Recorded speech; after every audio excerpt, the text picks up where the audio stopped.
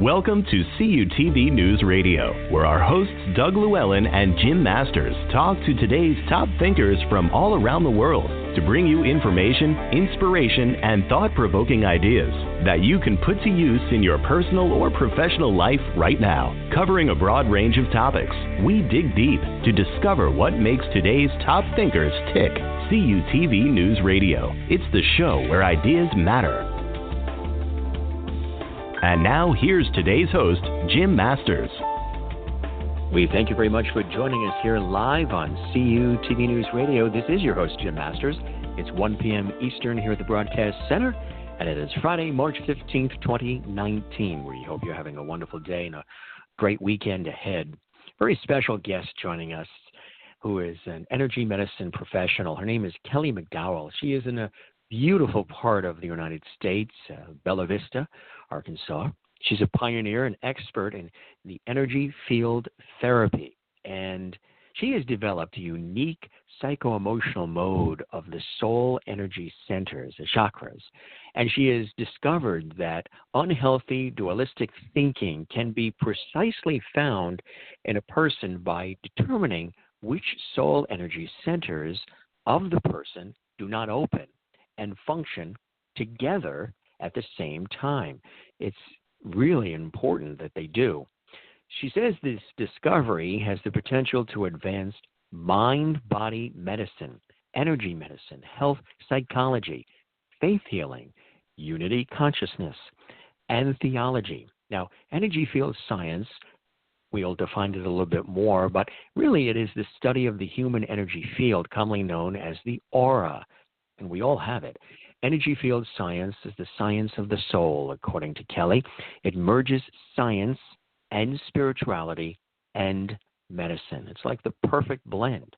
So when a client presents a life problem or physical illness, Kelly says that she follows where the healing energy and Holy Spirit go in the person's energy field and what soul centers are being reconnected, which gives information as to where soul pain and dualistic beliefs are in the person. Kelly has used her mind-body healing system for her own growth as well and healing over the years, which is a beautiful thing. And she now, of course, acknowledges that many people are not necessarily familiar with the existence of soul energy centers, and she aims to help change that by educating and informing people. The work is applicable to practically any life problem, and her goal is to empower others in achieving deep soul health and whole health to be a strong force for healing in the world. She gives private consultations and teaches groups and seminars in person and long distance as well.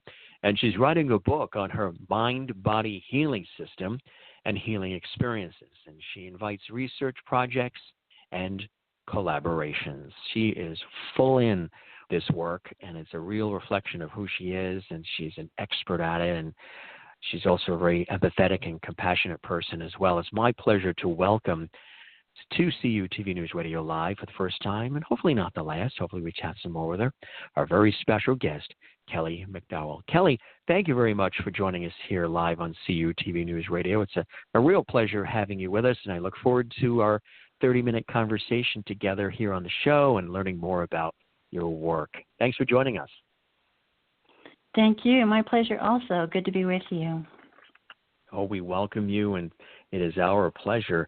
I always like to ask the guests, I was mentioning to you when we were chatting before we went live on the air, sort of what makes them tick, why they do the things that they do, and the work they love to share with others. When you look at your life, maybe your life's journey, what are some of the things that sort of you recognized in yourself that inspired you to want to do this beautiful work that you do, Kelly?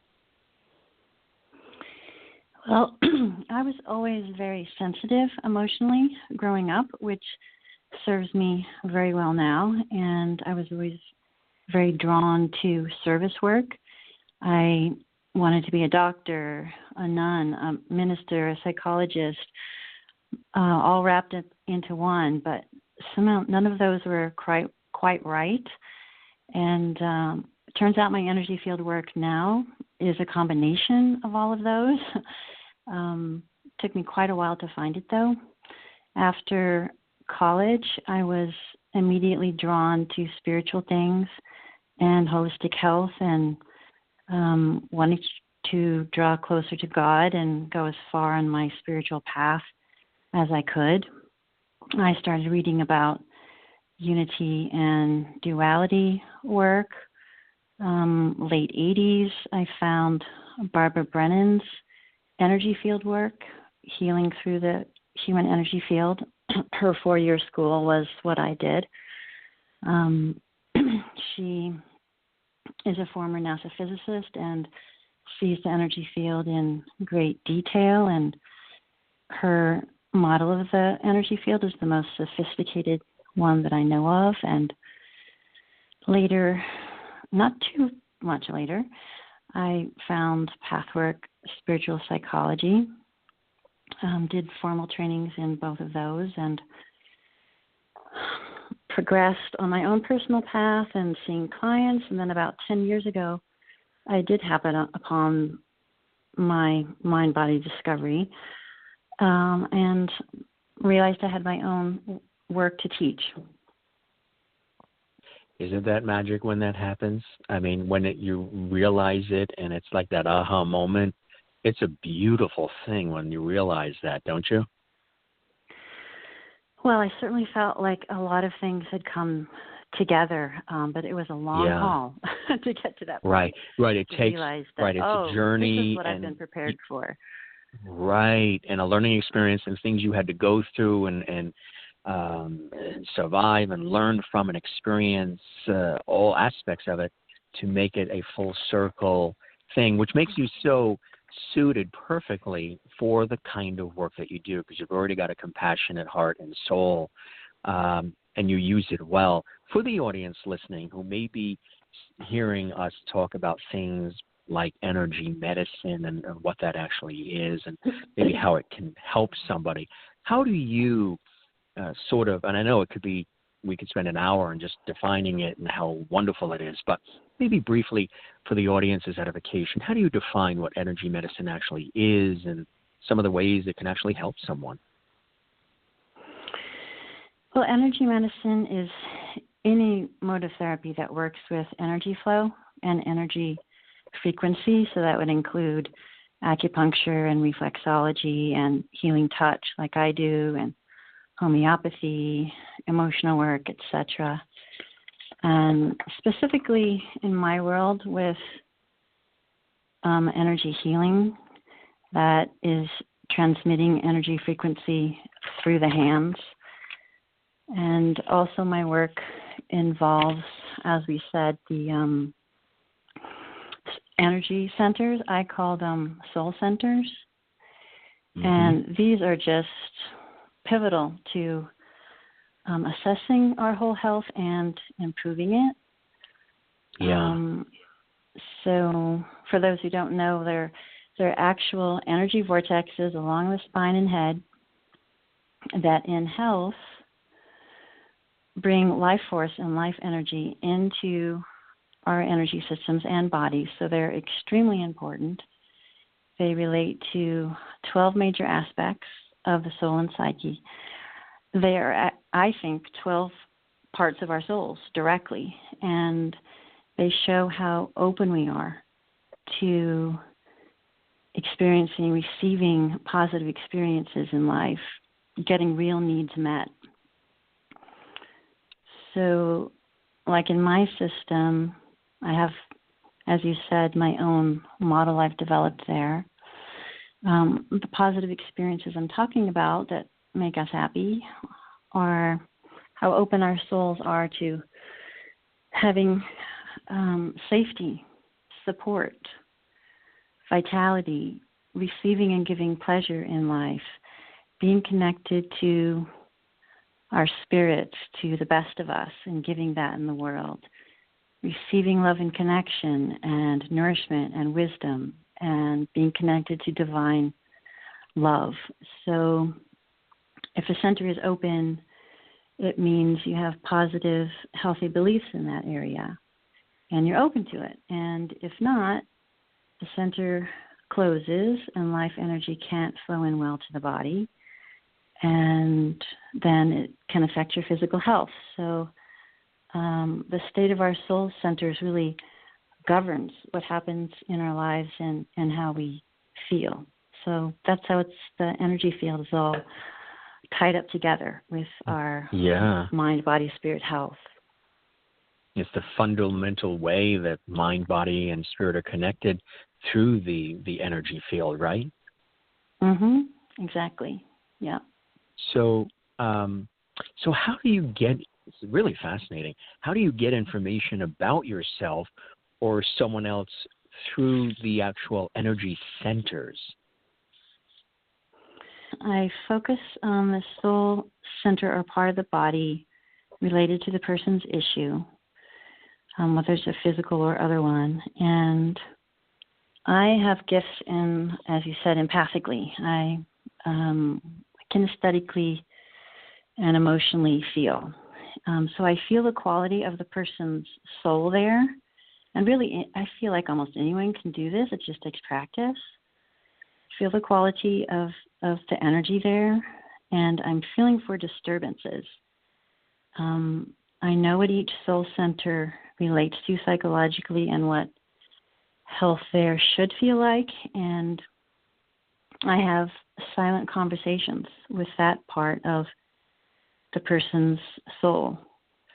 All you have to do is ask, and our souls and bodies will answer and tell us what the problems are and what's needed for healing. It's really amazing. It can be very surprising, too.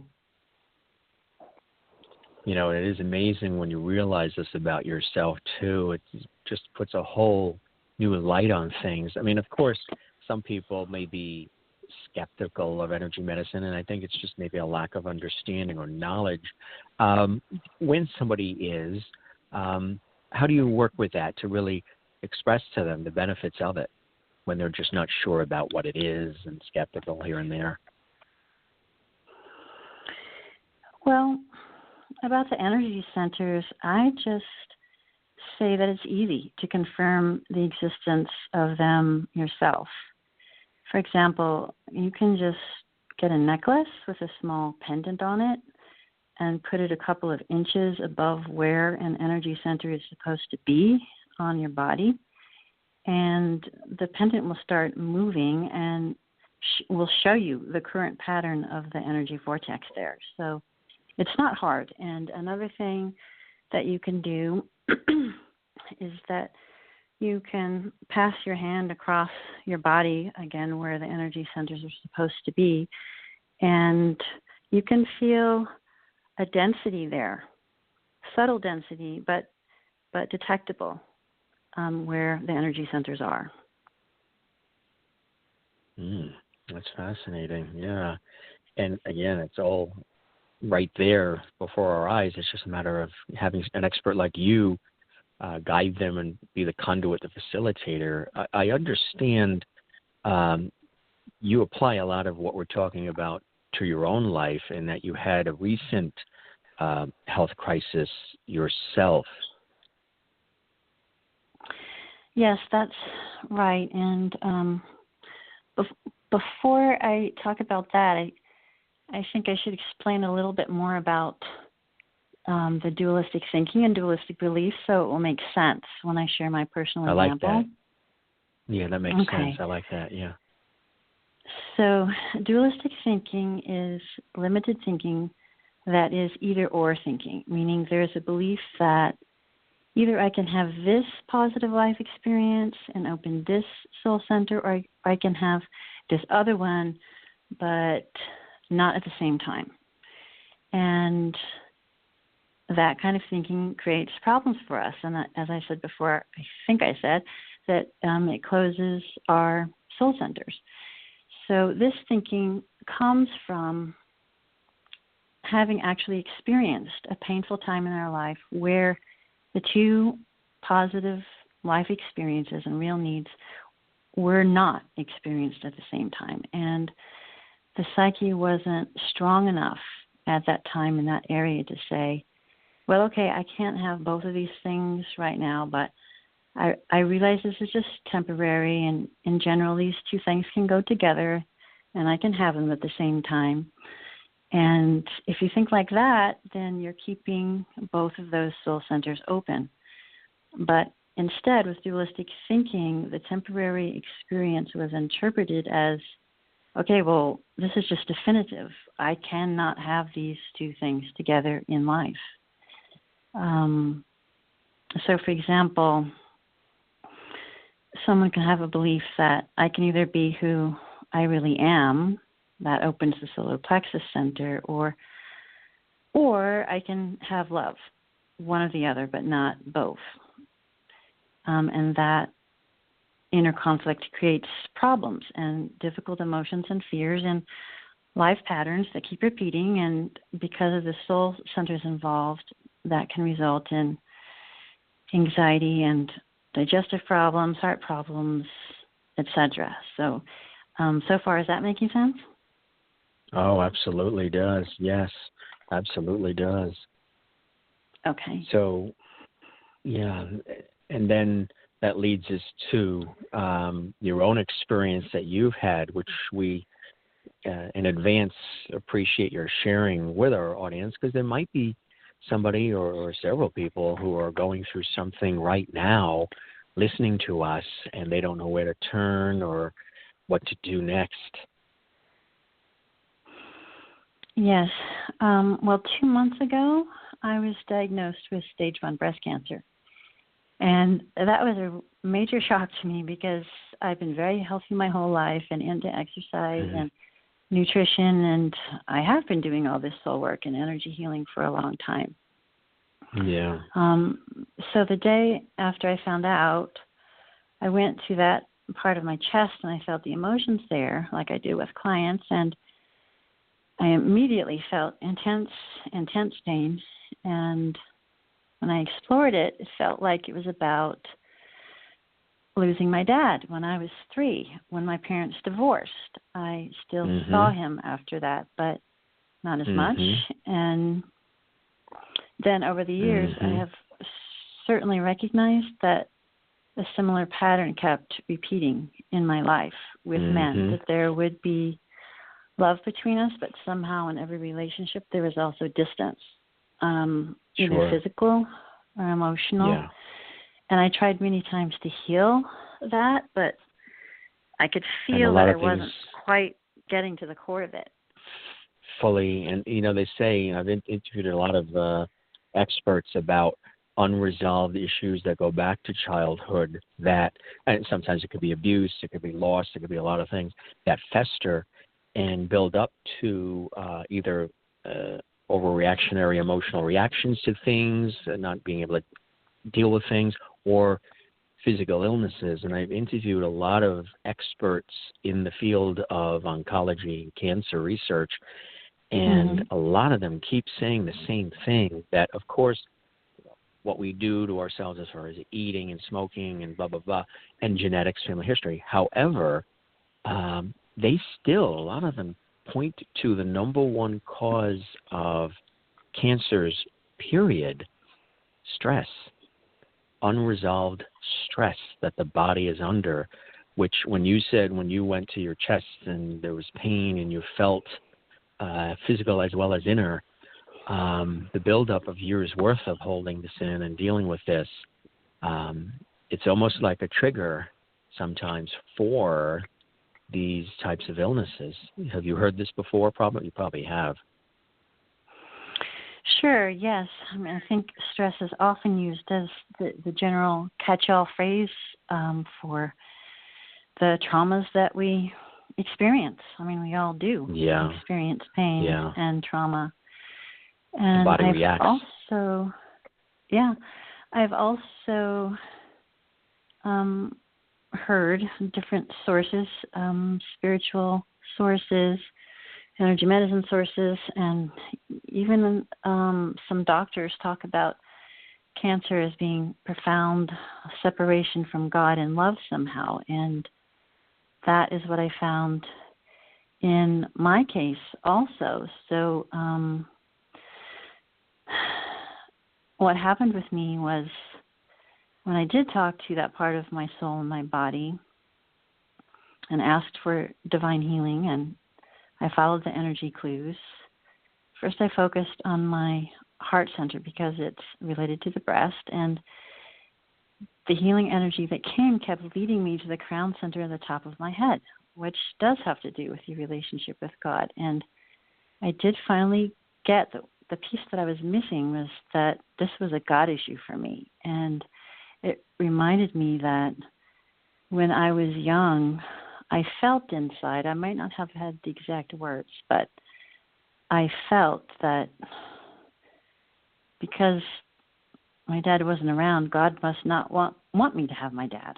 And as I got older, it became, well, God must not want me to have fulfillment with a man. And like I was feeling that divine love didn't somehow include me in that. It was semi-conscious, but I do remember feeling that underneath. And in terms of duality thinking, that's a split, a duality between God and love, the crown and the heart, the two places I was feeling God wanting me to reconnect. And that has to do with the belief that God and love don't go together somehow, which I had in this area of my life. So I started going through the healing steps, and I told my soul the healthy belief that, no, God wants me to have fulfillment with a man. You know, I'm loved in this way too. And I practiced opening my heart and crown centers at the same time. And one night, a couple weeks after the diagnosis, I sat down and had a talk with God about what happened with my dad, and I asked questions. And I remember feeling very vulnerable asking, because these soul pains in us, these traumas, they are very vulnerable places in us, and we are very good at avoiding them and burying them. But I went there and I just asked directly, so do you love me this way? Would you have wanted me to have my dad every day? Do you want me to have fulfillment with a man? And I was kind of scared of the answer. And then I felt the love come down through my crown into my heart and saying yes, yes. And then I just cried and cried for a long time, and crying the pain out, because that belief, well, the thing that I had thought was true for 50 years, this lack of love wasn't true. And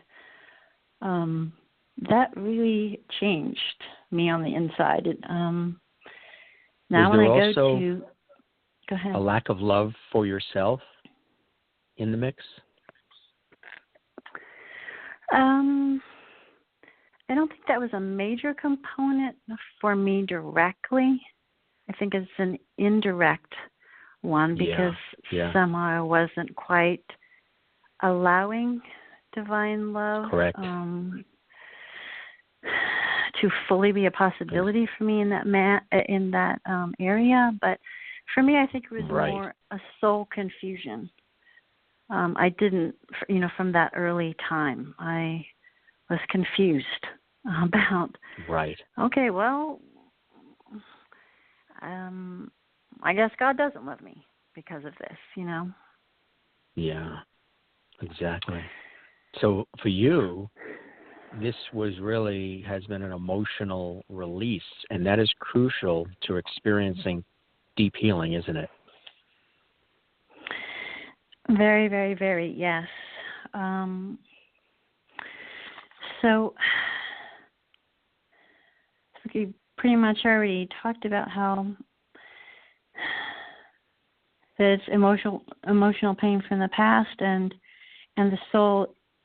When your soul is not at peace on a deep level with events that happened, it does cause energy system and life disruptions. And when you straighten out the beliefs and the thinking around it, and you give the soul and emotions a loving response to what happened, then the pain dissolves, and that restores your soul health. And so that, at least on the inner, is what I've been feeling with my example. Because Exactly. since that emotional release, when I go to those spots, my heart and the breast spot, now I feel happy. This dark Right. shadow over my life feels like it's gone. So the cancer, even though it hasn't been fun going through the medical part, deeper things in my life are being healed in me through it. So I'm actually very grateful that all of this has happened. Absolutely. I can't believe we have only less than 5 minutes here. This is amazing. We could talk for a long time on this, and I hope we have you back to talk more about it. But people listening to the show may be saying, well, then, so how does long-distance healing work? How can you do healing touch or soul assessments if you're not necessarily in the same place? The wonderful thing is that our spirits are not limited by physical distance. So when I'm speaking to someone halfway around the world, I just imagine being in the same room with the person with my hands on or above the body, and it works. Our spirits are connected. Our energy fields are connected, and details of that person's energy field and what he or she is struggling with are perceptible. It is wonderful. That's good to know for the audience listening. Do you have to be a certain faith to work with you, or it doesn't matter? No, not at all. I actually like that this soul healing work can work for people of any spiritual faith. We're looking deeply at our soul life, inner life, and looking at where we're open and where we're not and why, but we're addressing that as simple soul anatomy, so religious divides don't have to come into it. Exactly. Are there any drawbacks to this kind of work? No particular drawbacks, but I would say a couple of things. One is, as we've said, the healing process pretty much requires us at some point to face old pain, even trauma, so that it can be healed. So this isn't always easy, especially at first, and as you go through the healing process. If it's also been affecting your body, it can be uncomfortable in your body also. Sure. So that part of it isn't fun, but it is so worth it. And the process also can take some time and patience. And the other thing is that I have a caution that if there are people out there who want to try practicing opening pairs of their soul centers together, I would just say to go slow, because everyone's system is different. You don't want to do too much at one time. On my website, there's an intro healing guide, a short thing that has some more details on this and the healing steps and everything. But I experienced once when I worked with opening my forehead center and one at a time all of the other 11 centers in one sitting. I thought that was a good thing to do, and it felt fine while I was doing it. But then when I went to move my head afterward, I was extremely dizzy, and I was dizzy for 3 days, actually. So learn from my example and don't go too fast, and especially don't join the head centers with all of the others in one sitting. I think that's what created the dizziness. Exactly.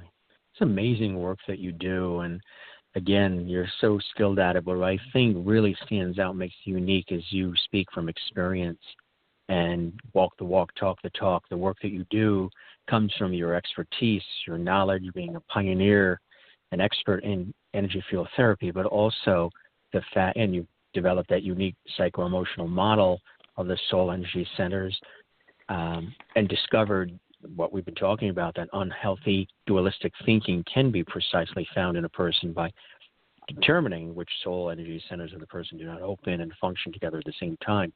I think the fact that you apply this to your own life and things that you've experienced within yourself makes you so relatable to clients, to people that you'd be working with. You can understand their issues, understand their fears, worries, dilemmas, their hopes, their passion for life, whatever it may be. So it's an amazing opportunity for people to connect with you.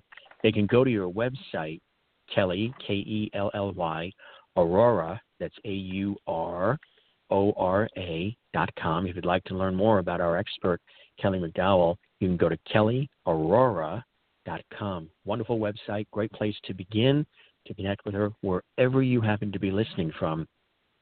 Our very, wonderful expert we have here on our show, energy medicine professional Kelly McDowell, can certainly consult with you and offer opportunities for healing. Kelly, thanks so much for joining us. I can't believe the whole half hour went by, but it was really a blessing to have you with us here on the show. Very impactful. Thanks for sharing your personal story with us as well, and why this work can really benefit people in such an impactful and long-lasting way in their lives. And hope we get a chance to chat with you again in the future here on CUTV News Radio Live. It was a blessing and a pleasure. Thank you, Jim. Thank you so much. God bless all, and thanks so much for having me. You are very, very welcome. You have a wonderful weekend ahead, and thanks for all that you do, and I'm sure we'll chat again soon. It was a pleasure. Again, kellyaurora.com is the website to connect with Kelly McDowell. She is here to help. For all those here, I am your host, Jim Masters, thanking you for your time. This time till next time, stay tuned. More episodes of CUTV News Radio Live coming up throughout the day and every day. If you enjoyed this episode, and for all of us here, till we meet again the next time, have a great day and a great weekend from all of us here at CUTV News and CUTV News Radio Live. Bye for now.